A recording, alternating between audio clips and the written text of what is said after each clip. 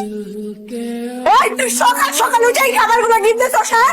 এগুলো আমি রাখছিলাম দুপুরের জন্য। দুপুরবেলা কি খাবো? এদিকে বাসার মধ্যে একটু চাল নাই, ডাল নাই, কোনো কিচ্ছু নাই।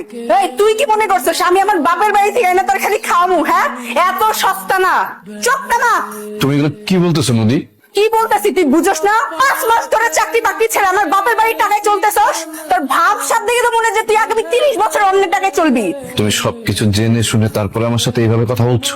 এইভাবে বলবো না তো কি কোলে বসে বলবো? হ্যাঁ, তুই কি চাস তোরে আমি সারা জীবন আমার কোলে বসে খাওয়াই? আমি তো চেষ্টা করছি নদী। এটা তো চেষ্টা না, এটা হলো তোর নাটক। এইসব নাটক বাদ দিয়া রিক্সা নিয়ে বেরোলো তো প্রতিদিন 300-400 টাকা ইনকাম হয়। এই নবাবী ভাব বাদ দে আর যা রিক্সা নিয়ে বেরো। ধর বাজারের ব্যাগ আর যা বাজারে যা। তুই আজকে বাজার না করে বাসায় ঢুকবি না, আমি বলে দিলাম। আমার কাছে তো টাকা নেই।